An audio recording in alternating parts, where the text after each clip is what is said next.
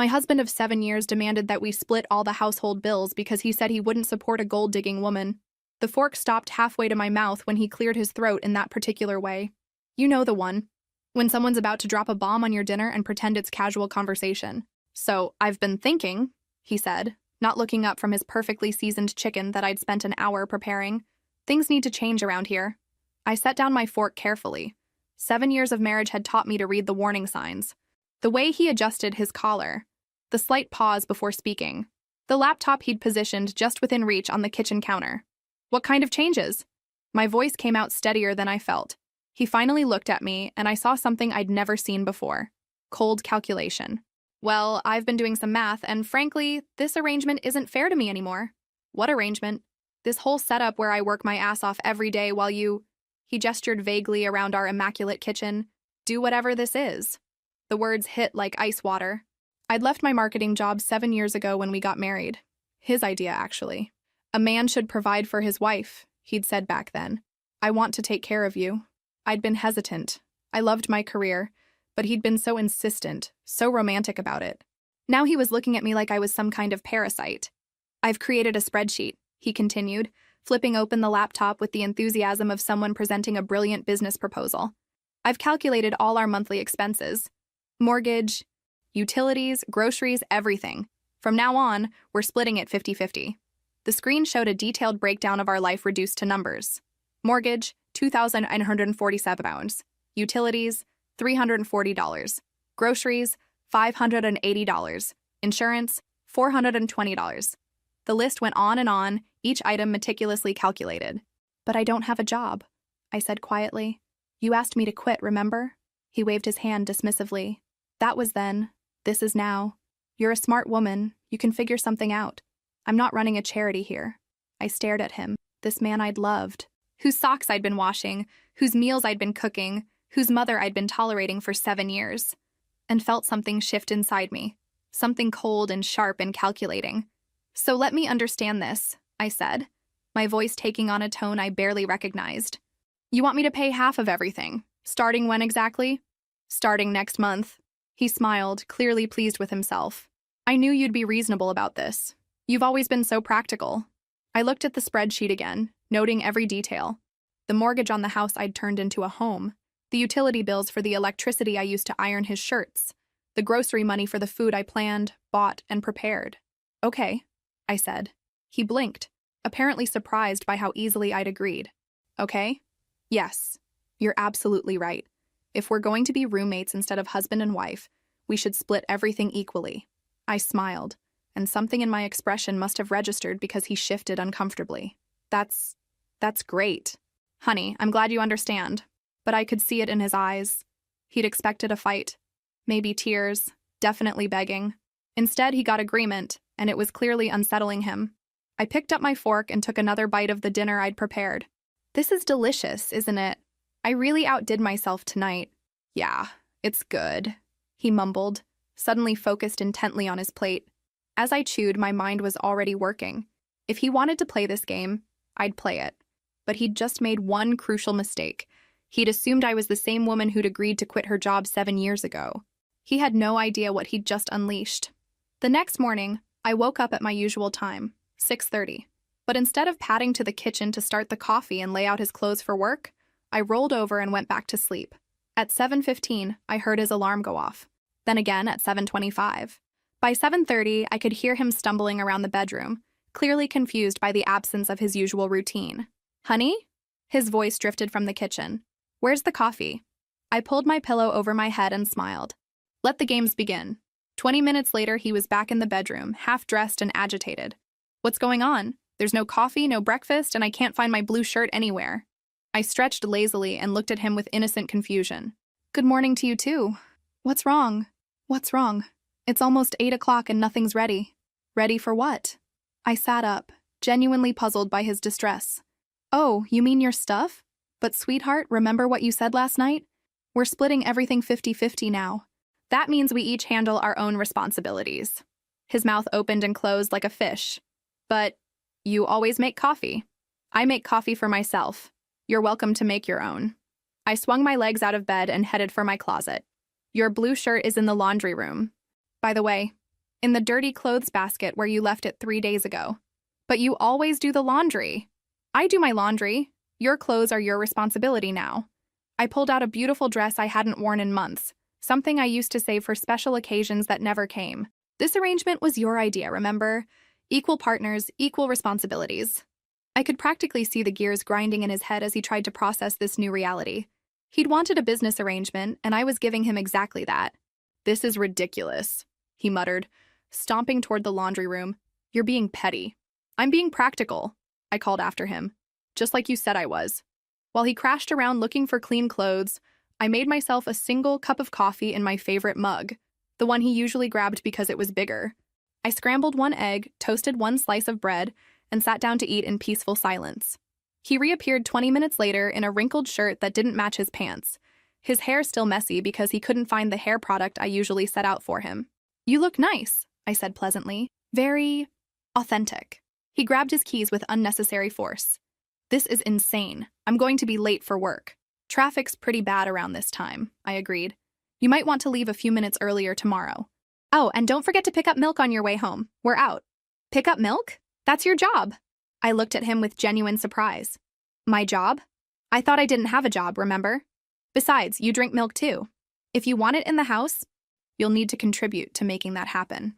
The look on his face was priceless, like he was finally understanding what 50-50 actually meant. After he left, slamming the door hard enough to rattle the windows, I sat back down with my coffee and pulled out my phone. Time to do some research. I started with my old LinkedIn profile, dormant for 7 years but still there. Then I opened a new document and began making lists. My skills, my contacts, my options. At the bottom of the page, I wrote, "Day 1 of independence." The house felt different without the weight of his expectations. Lighter somehow. For the first time in years, I wasn't rushing to complete his to-do list before he got home. Instead, I was making my own. 2 weeks into our new business arrangement, I discovered just how expensive 50-50 could be for him. I was folding my laundry when I noticed my favorite white blouse had turned a lovely shade of pink. Not the romantic blush pink you might choose deliberately, but the tragic pink that happens when someone throws a red sock into a white load. I found him in the living room, sprawled on the couch watching sports highlights. "We have a problem," I announced, holding up the ruined blouse. He barely glanced away from the TV. "What now?" "You damaged my property. This blouse cost $95 and now it's unwearable." "It's just a shirt," he shrugged. "Throw it out." "I will. Right after you reimburse me for it." That got his attention. "Reimburse you? For what?" "Property damage. You put your red gym shirt in with my whites despite the clear laundry basket separation system I established. Your negligence? Your responsibility." I pulled out my phone and showed him a screenshot of the blouse from the store's website. $95. "This is insane. We're married. We're business partners now, remember? And business partners compensate each other for damages." I sat down across from him with my most reasonable expression. "Unless you're suggesting we go back to the old arrangement where we share everything?" The trapped look on his face told me everything I needed to know. "Fine," he muttered. "I'll pay for your stupid shirt." "Thank you, I'll take cash."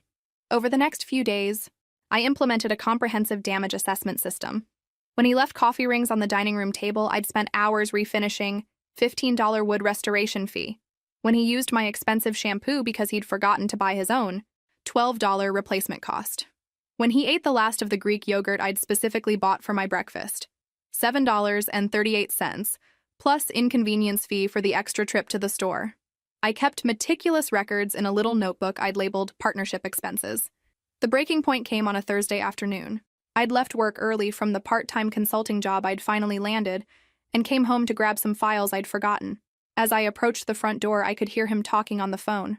"I know it's been tough, babe, but I'm working on it. The whole splitting expenses thing is going better than I expected." No, she's not suspicious at all. She actually agreed to it right away. "Yeah, I should be able to send you more money starting next month." I stood frozen on my own doorstep, key halfway to the lock. "I know you're struggling since the divorce, and I promised I'd take care of you. Look, once I get her to start paying half of everything, I'll have way more money to help with your rent and the kids' stuff." The pieces clicked into place with sickening clarity. This wasn't about fairness or equal partnership. This was about funding his ex-girlfriend's life while keeping his wife as unpaid household labor. "She's been playing housewife for 7 years. His voice continued, dripping with contempt. It's about time she contributed something real. Besides, what's she going to do? Leave? She hasn't worked in years. She needs me more than I need her. I backed away from the door, my hands shaking with rage. Not just anger, pure, crystalline fury mixed with humiliation. How long had he been planning this? How long had he been talking about me like I was some pathetic dependent while secretly funneling money to another woman? I got back in my car and drove around the block 3 times before I trusted myself to walk through that door without doing something irreversible. When I finally entered, he was off the phone, acting like nothing had happened. "You're home early," he said casually. "Forgot some paperwork." My voice sounded normal, which surprised me. "Hey, I've been thinking about our partnership arrangement." He looked up warily. "Yeah? I think you're absolutely right. If we're going to be true business partners, we need to do this properly." I smiled, and something in my expression made him lean back slightly. "I mean really properly. Full accountability, complete transparency, the works." "What do you mean?" "Well, for starters, I think we should each contribute our partnership agreements to writing. Spell out exactly what each partner is responsible for, what the financial obligations are, maybe even include some performance metrics." The color drained from his face. "That seems a little extreme." "Extreme? For business partners?" I tilted my head, studying him like he was a fascinating specimen. "I thought you'd appreciate the professional approach. After all, if we're going to be partners, we should treat it like any other business relationship. Don't you think?" He mumbled something about thinking about it and retreated to his office. I went to the kitchen and opened my notebook to a fresh page.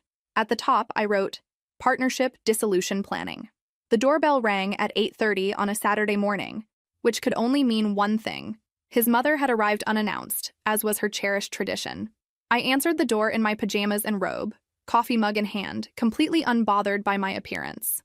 The old me would have panicked, thrown on real clothes, and spent 10 minutes apologizing for the state of the house. "Oh," she said, taking in my casual attire with obvious disapproval. "You're not dressed." "Good morning to you, too. Come in." I stepped aside, genuinely curious to see her reaction to the current state of our home. She walked into the living room and stopped dead. His side of the room was a disaster zone. Dirty clothes draped over furniture, takeout containers stacked on the coffee table, newspapers scattered across the floor. My side was immaculate, with fresh flowers and neatly arranged books. "What in heaven's name happened here?" she gasped. "Oh, that's your son's area. I only manage my own space now." I settled into my clean chair and sipped my coffee peacefully. "Where is he?" "Still sleeping. He was up late trying to figure out how to work the washing machine." Her face turned an interesting shade of purple. "You didn't help him? Why would I? He's a grown man." I studied her over my mug. "Would you like some coffee?" "I have enough for one more cup." "This is outrageous." She marched toward the kitchen, and I heard her sharp intake of breath as she discovered the division there too. One side spotless, the other looking like a tornado had hit it. She stormed back, her perfectly coiffed hair practically vibrating with indignation. "What kind of wife are you? This house is a disaster." "Actually, half the house is a disaster. My half is quite nice." I gestured around my pristine living space. "The disaster half belongs to your son. Don't be ridiculous. A wife's job is to maintain the home." I set down my coffee and looked at her with genuine curiosity. "According to whom?" "According to common decency. To the way things are supposed to be." I stood up and walked to the kitchen, returning with a folder I'd prepared for exactly this moment. "You might want to see this before you continue." I handed her the printed copy of his spreadsheet, the one where he'd calculated every household expense and declared that I needed to pay half because I was, in his words, freeloading. She stared at the document, her mouth opening and closing silently. "Your son decided we should be business partners instead of husband and wife," I explained pleasantly. "Equal financial responsibilities, equal domestic responsibilities." This was entirely his idea. But you're supposed to what? Pay half the bills and do all the housework?" I laughed, and the sound was lighter than I'd felt in months. "That's not a partnership. That's a scam." She looked around again, as if seeing the situation with new eyes. "He didn't mean—" "Oh, he meant it. He spent considerable time creating this spreadsheet. He was very proud of his mathematical skills." I took the document back from her trembling hands. "Would you like me to show you the part where he calculated that my 7 years of unpaid household management was worth $0? The fight went out of her all at once. She sank onto his dirty couch, apparently not caring about the takeout containers. I raised him better than this, she whispered. Did you? I asked, not unkindly, because this level of entitlement doesn't develop overnight. Heavy footsteps on the stairs announced his arrival. He appeared in rumpled pajamas, hair sticking up at odd angles, clearly unprepared for his mother's visit. Mom, what are you doing here? I came to see why your wife isn't taking care of you properly, she said flatly. Instead, I find out you've turned your marriage into some kind of business arrangement. He shot me a look that could have melted steel. She's been filling your head with nonsense. Nonsense? His mother held up the spreadsheet. You documented it yourself. The silence stretched uncomfortably. I watched him realize that he couldn't deny what was written in his own hand, couldn't dismiss his mother's concerns the way he'd been dismissing mine. Look, it's complicated, he finally said. You don't understand the whole situation. Then explain it, his mother demanded. He looked between us, clearly calculating his options. I just think we should both contribute equally. What's wrong with that? Nothing, I said cheerfully. Which is why I've been contributing exactly equally. I pay my half of everything and take care of my half of everything. Your half is your responsibility. His mother looked around the room again, really looked. And I could see her finally understanding the full picture. I think, she said slowly, I should go. That's probably best, I agreed. This is between business partners now, not family. She stood up, brushed off her skirt, and walked to the door without another word. Before leaving, she turned back to her son. You made this bed, she said quietly. Now you get to lie in it. After she left, he turned on me with a fury I'd never seen before. How dare you embarrass me like that in front of my mother? I looked at him calmly. I didn't embarrass you. You embarrassed yourself. I just refused to clean it up. The call came on a Tuesday morning while I was updating my resume for the third time in 2 weeks. I'd been applying for entry-level positions, assuming my 7-year gap had made me unemployable in any meaningful way. Is this really the marketing genius who used to run circles around all of us in Professor Martinez's strategy class? The voice was familiar, warm, and filled with the kind of confidence I'd forgotten I used to possess. This is she, I said cautiously. It's Jake from college. We worked on that impossible campaign project together junior year, the one where we had to rebrand that failing restaurant chain. The memory hit me like a wave. Late nights in the library, whiteboards covered with brand positioning diagrams, the thrill of solving impossible problems with nothing but creativity and determination. I'd love that version of myself. Jake, how did you get this number? I have my ways. Actually, I've been trying to track you down for months. I'm heading up marketing for a consulting firm now, and I've got a problem that has your name written all over it. I haven't worked in 7 years, I said automatically, the disclaimer I'd been giving every potential employer. So? You haven't had a lobotomy. Your brain is still in there, right? I laughed despite myself. Last I checked. Good enough for me. We've got a client who's hemorrhaging customers, and 3 different agencies have failed to figure out why. I need someone who can think differently, see patterns other people miss. Sound familiar? It did. It sounded exactly like the person I used to be. Jake, I appreciate the thought, but I'm not exactly interview ready. I'd need time to prepare, to brush up on current trends. Skip the interview. I've already seen your work. Remember that portfolio from senior year? I kept a copy. Still reference it sometimes. His voice turned serious. Look, I know you disappeared after college, got married, did the domestic thing, but talent doesn't expire. If anything, life experience probably made you sharper. The conversation lasted 45 minutes. By the end, I had a consulting contract that paid more per month than my husband made in 2. There's one condition, Jake said as we wrapped up. I'm going to need you to travel occasionally. Client meetings, strategy sessions. That going to be a problem? I looked around my half of the immaculate house, then at the disaster zone that was his half. Not at all. The first client meeting was a revelation. I walked into a conference room full of expensive suits and felt something click back into place. A part of myself I'd packed away so long ago I'd forgotten it existed. So, the client said, sliding a folder across the table, 3 agencies have told us we need to completely rebrand, change our entire business model. What do you think? I spent 20 minutes reviewing their materials, then looked up. I think those agencies were trying to justify their fees instead of solving your problem. The room went quiet. Your brand isn't the problem. Your customer service is. Specifically, your phone system routes people through 7 different departments before they reach someone who can actually help them. Your customers aren't leaving because they don't like your product. They're leaving because buying from you is exhausting. I spent the next hour walking them through a complete customer journey analysis I'd improvised on the spot. By the time I finished, the CEO was taking notes. "This is exactly what we needed," he said. "When can you start?" Jake walked me out afterward, grinning like he'd won the lottery. "That was brilliant. Absolutely brilliant. I'd forgotten how good you were at cutting through the noise." "I'd forgotten too," I admitted. He stopped walking and looked at me seriously. "Can I ask you something? Why did you stop? You were the most ambitious person in our graduating class. I always figured you'd end up running your own agency by now." The question hit harder than I expected. "I got married. My husband wanted me to focus on the home. And you wanted that too?" I opened my mouth to give the automatic response I'd been giving for 7 years. That it had been my choice. That I'd wanted to be a supportive wife. But standing there in my professional clothes, fresh from solving a problem that had stumped 3 established agencies, I couldn't make the words come. "I don't think what I wanted mattered much," I said finally. Jake's expression darkened. "That's not okay." "No," I agreed, surprising myself with how calm I sounded. "It's not." He walked me to my car, and as I drove home, I felt like I was seeing everything with new eyes. The strip malls and office buildings I passed weren't just scenery anymore.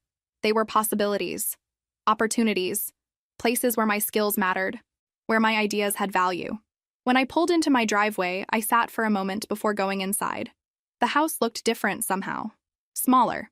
Less like a castle and more like what it actually was, just a building. Inside, I found him at the kitchen table with his laptop, surrounded by bills and that infamous spreadsheet. "How was your day?" he asked without looking up. "Productive." I set my purse down and loosened my blazer. "I got a consulting contract. Good money." Now he looked up. "That's great. How much money?" I named the figure, and his eyes widened. "That's more than I make." "I know." I smiled. "Looks like I won't have any trouble paying my half of the bills after all." The expression on his face was complicated. Surprise, worry, and something else I couldn't quite identify. Something that looked almost like fear. For the first time in 7 years, I understood why. She showed up on a Saturday afternoon while he was at his brother's house, probably complaining about his unreasonable wife who dared to expect equal treatment in her own home. The doorbell rang, and I opened it to find a woman about my age with tired eyes and highlighted hair that needed touching up. She was pretty in a worn-down way, like someone who'd been fighting battles for too long. "You must be his wife," she said, as if that explained everything. "I am, and you must be the ex-girlfriend he's been financially supporting." I leaned against the door frame casually. "Would you like to come in?" Her confident expression faltered. What?" "Come in," I repeated, stepping aside. "We should talk." She followed me into the living room, clearly thrown by my calm demeanor. I could practically see her recalibrating, trying to figure out why I wasn't screaming or throwing things. "Look," she started, perching nervously on the edge of the couch. "I know this is awkward, but I'm worried about him. He's been so stressed lately, and I think you don't understand how hard he works." "Oh, I understand perfectly." I settled into my chair with a cup of tea I'd been drinking when she arrived. "He works very hard to maintain 2 households on one salary." The color drained from her face. "I'm sorry? He's been sending you money, hasn't he? That's why he suddenly decided we needed to split all our expenses 50-50. More money for him means more money for you." She started to deny it, but I held up my hand. "Before you waste energy on lies, you should know I've seen the evidence." I walked to my desk and pulled out a folder I'd prepared weeks ago. Bank statements with highlighted transfers, screenshots of text messages I'd found on the phone bill, credit card charges to a florist in her neighborhood. "February 14th, I said, pointing to one charge. "Roses delivered to your address. March 23rd, money transfer for $400 with the memo rent help. April 15th, another transfer for $600 with the memo kids need shoes." She stared at the papers like they might catch fire. "How did you get these?" "I'm not stupid, despite what both of you apparently think." I sat back down, watching her face cycle through shock, embarrassment, and something that might have been admiration. "He said you didn't know," she whispered. "He said a lot of things. That I was lazy, that I contributed nothing, that I was lucky he kept me around." I sipped my tea calmly. "Did he mention that I've been running his household for 7 years without pay while he convinced me I was worthless?" Her mouth opened and closed silently. "Here's what's interesting," I continued conversationally. "You're not the villain here. You're just another woman he's manipulating. He told you I was some kind of gold digger, didn't he? Made you think you were saving him from a terrible marriage?" She nodded reluctantly. "Just like he made me think I was lucky to have a man who wanted to take care of me." Just like he probably told his first ex-wife that she was the problem too. First ex-wife? Her voice was barely audible. Oh, yes. Did he not mention her? Interesting. I leaned forward slightly. Let me guess. He told you that you were different from all the other women who didn't understand him? The recognition in her eyes was painful to watch. He has a pattern, I said gently. Find a woman who needs something. Security, financial help, validation, promise to provide it, then slowly make her believe she's the problem when things go wrong. But he loves me, she said, though her voice lacked conviction. Does he? Or does he love having someone who depends on him? I pulled out one more document, a printout of his call logs. Look at this. Every time he calls you is when he's angry with me. You're not his girlfriend. You're his emotional escape valve. She studied the evidence, and I could see the exact moment when everything clicked into place. Oh God, she breathed. I'm such an idiot. No, you're not. You're a single mother trying to survive, and he offered you a lifeline. That doesn't make you stupid. It makes you human. We sat in silence for a moment, two women who'd been played by the same man in different ways. What are you going to do? She asked finally. I'm going to stop paying for his games, both literally and figuratively. I gathered up the papers. What are you going to do? She looked around my beautiful home, the home I'd created and maintained while believing I was worthless. And something hardened in her expression. I'm going to stop taking his money, she said firmly. I've been applying for better jobs anyway. I don't need his charity. Good for you. She stood up, then paused at the door. Aren't you angry? At me, I mean? I considered the question seriously. A month ago, I would have been furious. I would have blamed you for everything, probably would have fought to win him back. I smiled, and it felt genuine. Now I just feel sorry for whoever he targets next. After she left, I poured myself a glass of wine and sat in my perfectly organized living space. For the first time in months, I felt completely at peace. I'd spent 7 years believing I needed to fight for scraps of affection from a man who was giving the best parts of himself to someone else. Now I understood the truth. There were no best parts. There was just manipulation, skillfully applied to whoever was most vulnerable. The most empowering part wasn't exposing him. It was realizing I didn't want to win him back. I wanted something so much better. The legal papers arrived on a Thursday morning, delivered by a courier who looked apologetic about the whole thing. I signed for them with the same calm I'd been cultivating for months, then sat at my kitchen table to read what my husband thought was his nuclear option. Petition for exclusive use and occupancy of marital residence, the header read. Below that, in legal language that couldn't quite hide the desperation, he was asking a judge to remove me from my own home because I was creating an uninhabitable living situation and preventing him from peaceful enjoyment of his property. I had to laugh. After 7 years of free housekeeping, cooking, and emotional labor, he was now claiming I was the problem because I'd stopped providing those services for free. The hearing was scheduled for the following Tuesday. I spent the weekend preparing, and by Monday night, I had 3 binders full of evidence that told a very different story than the one he was trying to sell. Tuesday morning, I dressed in my best suit, the one I'd bought for client meetings, and arrived at the courthouse early. He was already there with his lawyer, an expensive-looking man in his 50s who clearly thought this was going to be a straightforward case of removing an uncooperative wife. When the judge called our case, I stood with my own representation, a sharp family law attorney who'd taken one look at my evidence and agreed to work with me immediately. Your Honor, his lawyer began, my client is simply asking for the right to live peacefully in his own home. His wife has created an impossible situation, refusing to maintain the household and creating deliberate chaos. The judge, a woman in her 60s with intelligent eyes, looked at me. How do you respond to these allegations? My lawyer stood. Your Honor, we have extensive documentation that tells the complete story. Mrs. He glanced at me and I nodded. Has maintained detailed records of the marital arrangement her husband demanded. We presented everything chronologically.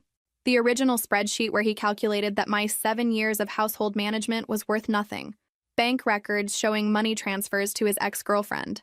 The written log I'd kept of every time he'd expected me to clean up after him, while simultaneously demanding I pay half of everything. Furthermore, my lawyer continued, Mrs. has been gainfully employed for the past 2 months and is fully capable of meeting her financial obligations. The issue isn't her inability to contribute. It's her husband's expectation that she should pay equally while providing all domestic labor for free. The judge studied the documents for what felt like an eternity. When she finally looked up, Her expression was not sympathetic to his cause. "Let me make sure I understand this correctly," she said to his lawyer. "Your client decided unilaterally that his wife should pay 50% of all household expenses, despite having been out of the workforce for 7 years at his request." "Well, Your Honor, circumstances change." "Indeed they do." The judge's voice was dry. "And it appears circumstances have changed in ways your client didn't anticipate." She turned to him directly. "Sir, did you create this spreadsheet?" He shifted uncomfortably. "Yes, but... And did you present it to your wife as a non-negotiable change to your marital arrangement?" "I thought we should both contribute equally." "I see. And in your definition of equal contribution, your wife would pay half of all expenses and continue to provide all domestic services?" The silence stretched uncomfortably. "Your Honor," his lawyer interjected, "my client simply wants to live in his own home without harassment." Harassment. The judge looked at my documentation again. "I see here that your client's wife has been paying her agreed-upon 50% of all expenses while maintaining only her own living spaces and belongings. How exactly is adhering to his own proposed arrangement considered harassment?" I watched his lawyer realize they were losing badly. "Furthermore," the judge continued, "I see evidence that your client has been financially supporting another woman throughout this marriage, including during the period when he was demanding his wife contribute more financially." The courtroom fell silent except for the sound of his lawyer shuffling papers desperately. "Petition denied," the judge said firmly. "Not only is there no basis for removing Mrs. from her marital home, but the evidence suggests that she has been remarkably accommodating to an arrangement that was heavily biased against her interests." As we walked out of the courthouse, his lawyer was already talking about appeal options, but I could see in his eyes that he knew it was over. You can't win a case when all the evidence proves you're exactly as unreasonable as your opponent claims. Outside, he caught up with me in the parking lot. "This isn't over," he said, but there was no conviction in his voice. "Yes, it is." I looked at him calmly. "You wanted to play hardball, remember? You thought you could scare me into going back to being your unpaid servant. Instead, you just proved to a judge exactly what kind of man you are. I never meant for it to go this far." "Of course you didn't. You meant to get your way without consequences, like always." I opened my car door. "But actions have consequences now. Maybe it's time you learned that." As I drove home, I felt something I hadn't experienced in years. The solid satisfaction of being completely, legally, unquestionably right. For the first time since this whole mess started, I wasn't just surviving his games. I was winning them. He left the day after the court hearing, claiming he needed space to think after his humiliating legal defeat. I watched him pack a suitcase with the same detachment I might feel watching a stranger load their car. "I'll be staying at my brother's for a while," he announced, as if this was some great sacrifice he was making for our relationship. "Okay," I said, not looking up from my laptop where I was reviewing client proposals. "Okay, that's all you have to say? What would you like me to say?" I glanced at him briefly. "You're an adult. You can stay wherever you want." The look on his face suggested he'd expected tears, begging, promises to change.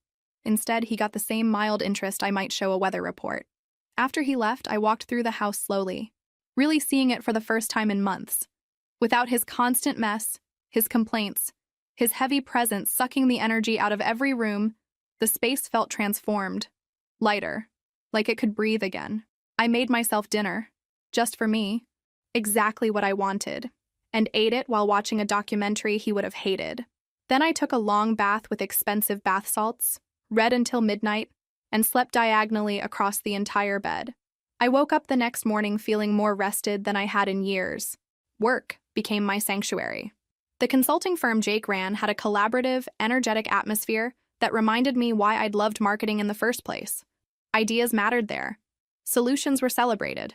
Nobody questioned my competence or made me feel like I should be grateful for the opportunity to contribute. "You've been different lately," Jake mentioned over coffee after a particularly successful client presentation. "More confident. More yourself, I guess." "I feel more like myself," I admitted. "It's amazing how much mental energy gets freed up when you're not constantly defending your right to exist." "Is that what it was like? At home?" I considered the question. Jake and I had started having these conversations more frequently. Honest talks about life, dreams, the paths we'd taken, and the ones we wished we had.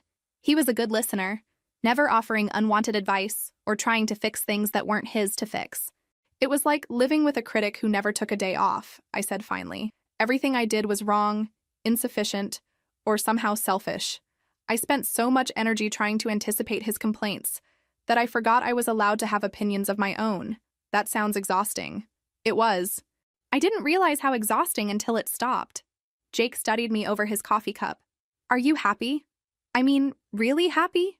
The question surprised me with its directness. Yes, I said, and meant it. For the first time in years, I'm actually happy. Good. You deserve that. That evening, I did something I hadn't done in ages. I called my sister, the one who'd stopped visiting because she couldn't stand watching what I'd become. I was wondering when you'd finally call, she said without preamble. I heard through the grapevine that you'd grown a spine. News travels fast. Are you kidding? The whole family's been waiting for you to wake up. We just didn't know how to tell you without making things worse. We talked for 2 hours, and I realized how much I'd missed her wit, her honesty, her complete intolerance for self-pity. By the end of the call, we'd made plans for her to visit the following weekend. Fair warning, she said before hanging up. I'm bringing wine and terrible movies, and we're going to dissect every bad decision you've made for the past 7 years. I can't wait. The house felt different with him gone. Not empty, spacious. I rearranged furniture, hung artwork I'd been meaning to display, played music as loud as I wanted. I cooked elaborate meals just because I enjoyed cooking when it wasn't an obligation. I started a garden in the backyard, something I'd always wanted to do, but never found time for when every moment was dedicated to maintaining his comfort. 3 weeks into his absence, he called. I think I've had enough space, he announced, as if he'd been doing me a favor. I'll be home tomorrow. This is your home too, I said neutrally. You don't need my permission to be here. Right, good. I'm glad you're being reasonable about this. Reasonable. I almost laughed. He still thought this was about him teaching me a lesson, that his absence was punishment I should be eager to see end. He had no idea that his leaving had been the best 3 weeks I'd had in years. I'll see you tomorrow then, I said, and hung up before he could say anything else. I spent that evening looking around my peaceful, organized, joyful home and preparing myself for the return of chaos. But something had fundamentally changed during his absence. I'd remembered who I was without him, and that person was someone I actually liked. Whatever happened next, I wasn't going back to being the woman who'd accepted crumbs and called it a feast. He came home looking like a man who'd been hit by a truck. Gone was the cocky confidence he'd worn when he left. Instead, he dragged himself through the front door like someone carrying invisible weights. I was in the kitchen, preparing dinner for one, when he appeared in the doorway. His clothes were wrinkled, his eyes were red-rimmed, and he had the general appearance of someone who hadn't been sleeping well. We need to talk, he said without preamble. About what? I continued chopping vegetables, not bothering to look up. About us. About this whole mess. He slumped into a chair at the kitchen table, the same spot where he'd presented his infamous spreadsheet months ago. I've been doing a lot of thinking. That's nice. She left me, he said quietly. Said she didn't want to be with someone who treated his wife the way I treated you. I paused my chopping for just a moment, then resumed. How unfortunate for you. That's it? That's all you have to say? I set down my knife and finally looked at him. What I saw was a broken man, but I felt nothing. No satisfaction, no pity, no anger. Just a vast, echoing emptiness where my feelings for him used to live. What would you like me to say? That I'm sorry she finally saw who you really are? That I'm pleased you got a taste of your own medicine? I shrugged. I honestly don't care enough about your relationship with her to have an opinion. He flinched like I'd slapped him. How can you be so cold? Cold? I considered this. I'm not cold, I'm just done. Done with what? Done with caring about your feelings while you ignore mine. Done with making your problems my responsibility. Done with accepting scraps and calling it love. I turned back to my cooking. I'm done with you. The silence stretched between us, heavy with the weight of 7 years of accumulated resentment and disappointment. I want to fix this, he said finally. I know I screwed up. I know I hurt you. But we can work through this, right? People change. I can change. I laughed, and the sound surprised both of us. It wasn't bitter or angry, just genuinely amused by the absurdity of the situation. Do you remember what you said when you wanted me to quit my job? I asked. What does that have to do with anything? You said a real man takes care of his wife. You said you wanted to provide for me, protect me. You made it sound romantic, noble even. I moved to the stove, still not looking at him. Do you remember what you said when I told you I missed working? He was quiet. You said I was being selfish, that a good wife supports her husband's dreams instead of chasing her own fantasies. You made me feel guilty for wanting something beyond your kitchen. I was wrong about that. Were you? Or are you just saying that because your backup plan fell through? I turned to face him fully. Because the thing is, I don't think you were wrong back then. I think you meant every word. Just like you meant every word when you called me a freeloader who needed to start paying her fair share. But you've learned that actions have consequences. That's not the same as changing who you are, fundamentally. I leaned against the counter, studying him like a specimen under a microscope. You didn't want to fix our marriage when you were getting everything you wanted from it. You want to fix it now because you're getting nothing. That's not true, isn't it? When I was doing all the housework and asking for nothing in return, was our marriage broken then? He opened his mouth, then closed it. When I was managing your entire life while you sent money to another woman, was that something that needed fixing? You don't understand the situation with her. Oh, I understand perfectly. She was your escape valve. When you were frustrated with me for being human instead of a perfect domestic appliance, you had somewhere else to put your attention. Someone who made you feel like a hero instead of holding you accountable. I walked to the table and sat across from him, close enough to see the panic starting to creep into his eyes. Here's what I think happened, I continued calmly. You got comfortable having two women competing for your attention. It made you feel powerful, important. But then I stopped competing, and she got tired of being with someone who treats women like disposable conveniences. Now you're alone, and suddenly our marriage is worth fighting for. I love you, he said desperately. I know I didn't show it, but I do love you. Maybe you do. In whatever way you're capable of loving someone. But here's the thing. I don't love you anymore. The words hung in the air between us, simple and final. I don't love the man who convinced me I was worthless while I made his life perfect. I don't love the man who called me a gold digger for wanting basic respect. And I definitely don't love the man who's only here because his plan B didn't work out. He stared at me like I was speaking a foreign language. But I can change, he said again, his voice cracking. I can be the man you need me to be. That's the problem, I said gently. I don't need you to be anything. I don't need you at all. I started packing the next morning while he was at work, methodically going through 7 years of accumulated life, and taking only what was truly mine. It was surprising how little that turned out to be. My clothes, my books, my laptop, a few pieces of jewelry that had belonged to my grandmother. Everything else was either his or something we'd bought together back when together meant something. I was folding my last sweater when I heard his car in the driveway. He wasn't supposed to be home for hours, but apparently word travels fast when someone calls out of work to prevent their spouse from leaving. What the hell is this? He stood in the bedroom doorway, staring at the suitcases lined up on the bed. I'm moving out. I continued packing calmly. I found a furnished apartment downtown, close to work. You can't just leave. Actually, I can. I'm an adult with a job and my own income. Leaving is well within my capabilities. He rushed to the suitcase I was packing and started pulling clothes back out. Stop this. We need to talk about this rationally. I gently but firmly took my blouse back from his hands. There's nothing to discuss. I told you last night. I'm done. But you can't mean that. People don't just throw away 7 years of marriage. I'm not throwing it away. You already did that when you decided I was worth less than your ex-girlfriend. I zipped the suitcase closed. I'm just finally accepting what you taught me. He sat heavily on the bed, looking around the room like he was seeing it for the first time. Where will you go? What will you do? I told you, I have an apartment. As for what I'll do, I'll work, pay my bills, and live my life. You know, all the things I've been doing for the past few months. But what about us? What about this house? What about our life together? I paused in my packing and really looked at him. He seemed genuinely confused, as if he couldn't understand why actions might have permanent consequences. Our life together was me serving you, while you convinced me I should be grateful for the privilege. That's not a life I want anymore.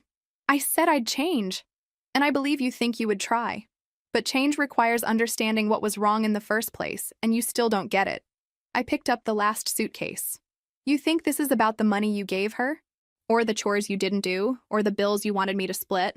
Those were just symptoms. Symptoms of what? Of the fact that you never saw me as an equal partner. I was either a service provider or a burden, depending on what you needed at the moment. That's not love. That's ownership. I walked toward the door, and he scrambled to follow me. Please don't do this. I'm begging you. I'll do anything. I stopped at the front door and turned back to him one last time. Do you know what you could have done 6 months ago that would have saved this marriage? He shook his head desperately. You could have said, thank you. Just once. You could have acknowledged that I'd been contributing to this relationship all along, even if it wasn't in the form of a paycheck. You could have treated me like a partner instead of like hired help who wasn't working out. I can say thank you now. It's too late. I opened the door. Thank you only matters when it's sincere, not when it's strategic. The moving truck was waiting outside. I'd arranged everything while he was at work, efficient as always. As the movers loaded my belongings, he stood on the front porch looking lost. How am I supposed to live here without you? He called out. The same way I lived here with you, I called back. You'll figure it out. The apartment was small but bright, with big windows and hardwood floors that reflected the afternoon sunlight. It came furnished with simple, clean furniture that was nothing like the heavy, expensive pieces we'd accumulated together.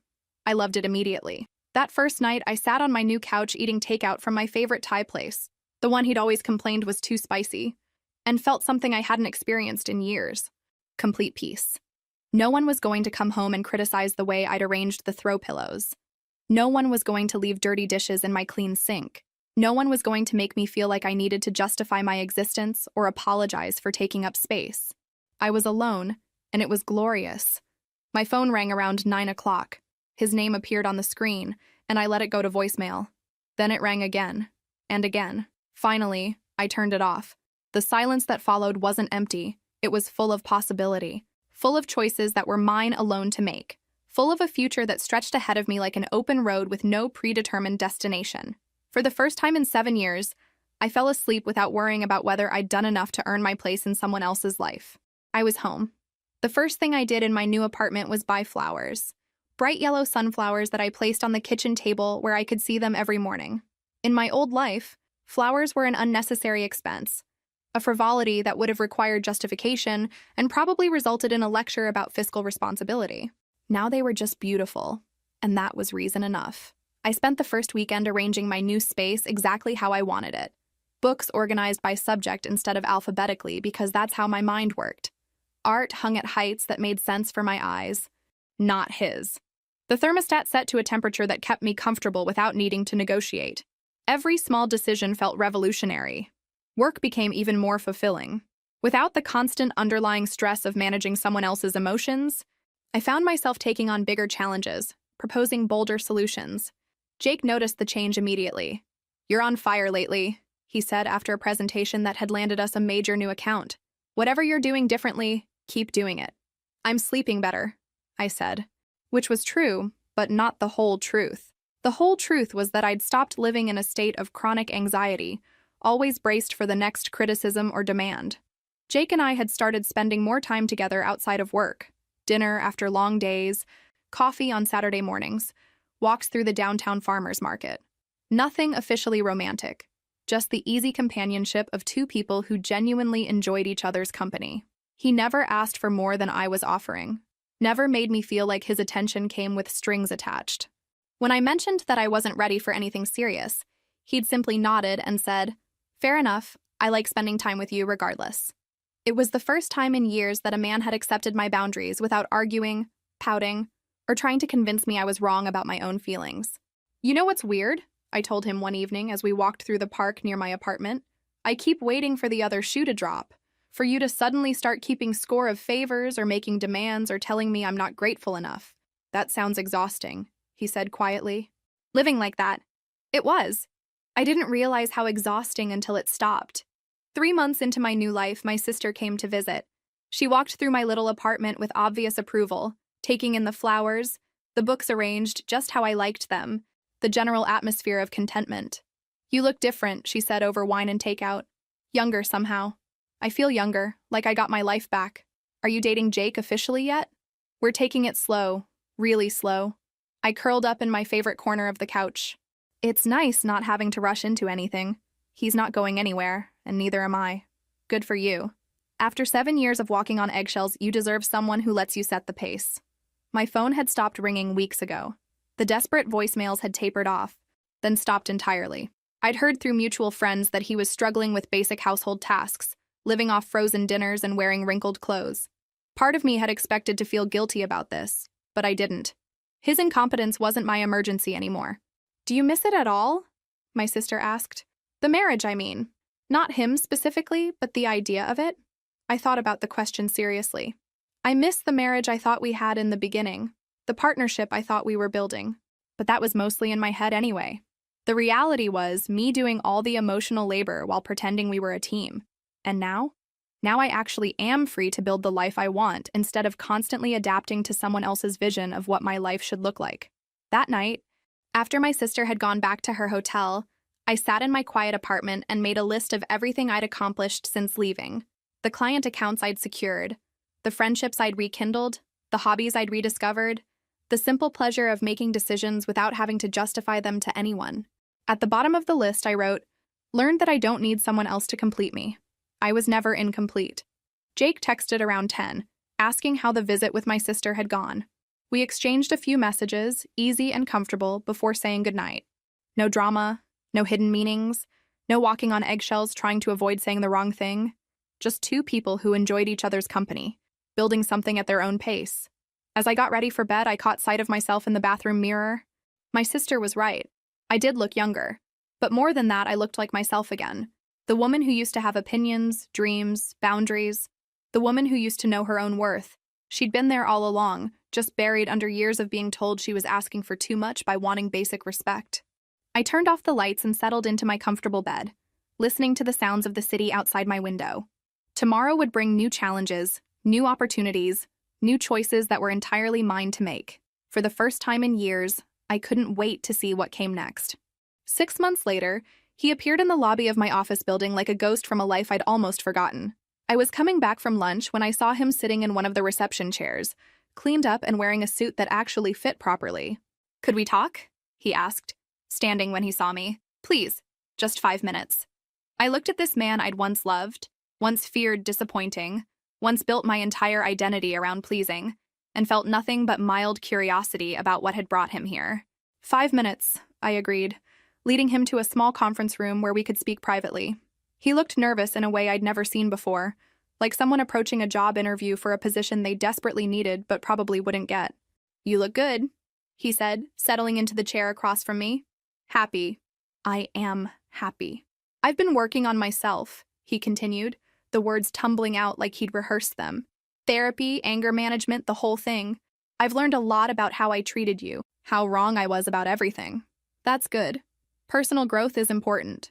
I can cook now, really cook, not just microwave stuff. And I've been keeping the house clean, doing my own laundry. I even learned how to iron." He smiled hopefully. "I know that probably sounds pathetic, but I wanted you to know that I get it now. I understand what you were doing all those years." "Okay." My calm responses seemed to unnerve him. I could see him struggling to find the words that would create the reaction he wanted. "I miss you," he said finally. "I miss us. I know I don't deserve another chance, but I'm asking for one anyway. I can be the partner you needed me to be. I can be better." I studied his face, looking for any trace of the feelings that used to live there. The love, the hope, the desperate need for his approval. They were gone, replaced by something much more valuable, indifference. "I believe you," I said simply. "You do?" His face lit up with hope. "Yes. I believe you've learned to cook and clean and manage your own life. I believe you've gained some insight into how poorly you treated me. I even believe you're sincere about wanting to change." But it doesn't matter. The hope died in his eyes as quickly as it had appeared. 6 months ago, hearing you say these things might have meant something to me. A year ago, I would have been grateful just to hear you acknowledge that I'd been contributing to our relationship all along. I leaned back in my chair, completely relaxed. "But that woman is gone." "What do you mean?" "I mean, I don't need you to validate my worth anymore. I don't need you to appreciate my contributions or treat me like an equal partner. I already know I'm valuable, with or without your recognition." He stared at me like I was speaking in code. "The person you want back, the woman who would be grateful for crumbs of respect, who would rebuild her entire life around your improved behavior, she doesn't exist anymore. I outgrew her. But if I've changed, you probably have, at least somewhat. But here's the thing you still don't understand. This was never really about you changing. It was about me realizing that I didn't need you to." I stood up, signaling that our conversation was over. "I have a life now that makes me genuinely happy. Work that challenges me, friends who respect me, choices that are entirely my own. I wake up every morning excited about the day ahead instead of anxious about what I might do wrong. But we could have that together now. We could be real partners." "We could be," I agreed, but I don't want to be. Not with you, not with anyone who I'd have to train to see my humanity. I'd rather be alone and happy than partnered and constantly proving my worth. He looked devastated, like someone who just realized they'd lost something irreplaceable. Is there anything I can say? Anything I can do? You can be happy for me, I said gently. You can understand that this isn't about punishment or revenge. It's about me choosing a life where I don't have to fight for basic respect. I walked him to the elevator, and as the doors opened, he turned back one last time. I really do love you, he said. I know you do, in whatever way you're capable of loving someone. But I love myself more now, and that makes all the difference. The elevator doors closed, and I watched the numbers light up as he descended back to whatever life he was building without me. I returned to my office, where Jake was waiting with coffee and the presentation materials for our 3 o'clock meeting. Everything okay? He asked, noting my thoughtful expression. Everything's perfect, I said, and meant it completely. That evening, I sat in my favorite corner of my apartment with a cup of tea and my journal, documenting the final chapter of a story that had taken me 7 years to finish writing. Outside my window, the city hummed with life and possibility. My phone buzzed with a text from Jake. Dinner tomorrow? There's a new place I think you'd love. I smiled and typed back. I'd like that. Not because I needed him, not because I was afraid of being alone, but because I genuinely enjoyed his company and chose to share my time with him. The difference was everything. I closed my journal and looked around my small, perfectly arranged apartment. Every item in it was there because I wanted it there. Every choice, from the sunflowers on my table to the book on my nightstand, reflected my preferences and no one else's. 7 years ago, I'd believed that love meant making yourself smaller so someone else could feel bigger. I'd thought partnership meant erasing your own needs to better serve someone else's.